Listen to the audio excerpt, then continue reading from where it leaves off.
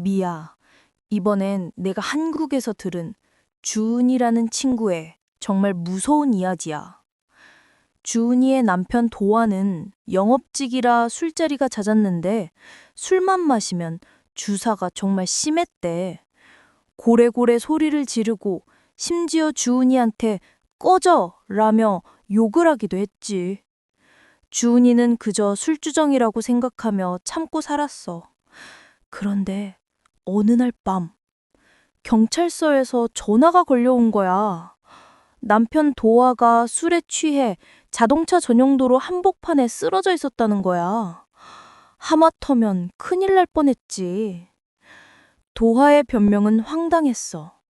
택시를 타고 오는데 피를 흘리는 여자 귀신이 나타나 자기를 괴롭혀서 어쩔 수 없이 차에서 내렸다는 거야. 물론 주은이는 믿지 않았지.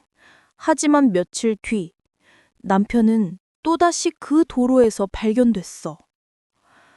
결국 주은이는 시부모님을 집으로 모셨어.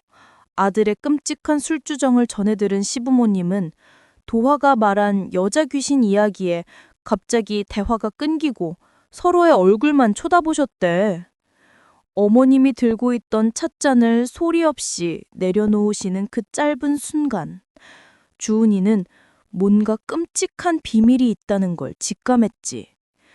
그리고 아주 오래전 도화가 대학생 때 겪었던 끔찍한 사고에 대해 털어놓기 시작하셨어. 도화는 건물 3층에서 추락해 얼굴뼈가 으스러지는 큰 사고를 당했었대. 시부모님이 병원 소독약 냄새가 진동하는 응급실로 미친 듯이 달려갔는데 한 간호사가 착오가 있었다며 두 분을 영안실로 안내했다는 거야. 싸늘한 냉기가 감도는 영안실 침대 위에는 아들이 하얀 천에 덮인 채 누워 있었지. 그런데 미야, 진짜 소름 돋는 건 지금부터야. 아버님이 떨리는 손으로 하얀 천을 걷었는데 거기 누워있는 건 아들 도화가 아니었어. 완전히 다른 사람이었지. 알고 보니 그날 비슷한 시간에 교통사고로 실려온 환자가 있었는데 이름이 아들과 똑같은 이도하였던 거야. 성별도 같을 거라 지레짐작한 간호사가 헷갈렸던 거지. 더 무서운 사실은 나중에 간호사가 와서 사과하며 이런 말을 했대. 사실 아드님 상태가 훨씬 더 심각했습니다. 교통사고로 온 다른 이도아 씨는 죽을 정도의 상처는 아니었는데 마치 죽어야 할 운명이 그날 밤 뒤바뀌기라도 한 것처럼 말이야. 시아버지는 그때 영안실에서 봤던 다른 이도하가 실은 여자였고 얼굴에 자동차 유리가 잔뜩 박혀 눈도 감지 못하고 죽어있던 그 끔찍한 모습이 아직도 생생하다고 하셨어. 그 말을 듣는 순간 도화는 사색이 됐지. 자기가 택시 안에서 본 귀신도 얼굴에 유리가 박힌 여자였거든.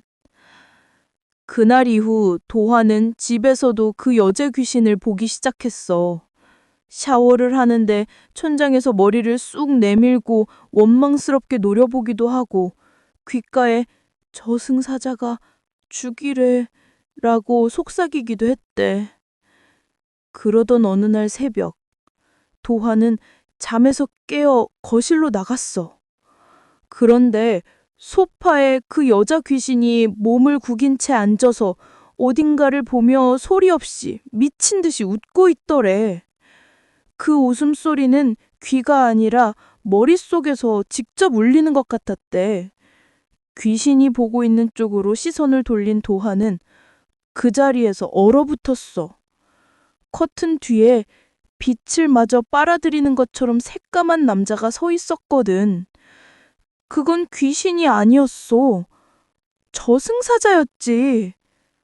저승사자는 도화를 향해 손가락을 까딱하며 말했대. 목소리가 아니었어. 머릿속으로 직접 파고드는 거부할 수 없는 명령이었지. 같이 가자. 그 이야기를 들은 주은이는 미친 사람처럼 밖으로 뛰쳐나가 팥과 소금을 사왔어. 그리고 집안 곳곳에 히스테릭하게 뿌리며 울부짖었지. 내 남편 데려가지 마! 절대 안 돼! 라고 소리치면서 말이야. 신기하게도 그날 이후 남편은 더 이상 귀신도 저승사자도 보지 않는다고 해. 하지만 일주일 만에 7kg이나 빠질 정도로 망가졌고 부부는 지금도 언제 그 저승사자가 다시 찾아올지 모른다는 공포에 떨고 있대. 어쩌면 남편의 이름이 이미 저승사자의 살생부에 적혀 있었는지도 모르겠지.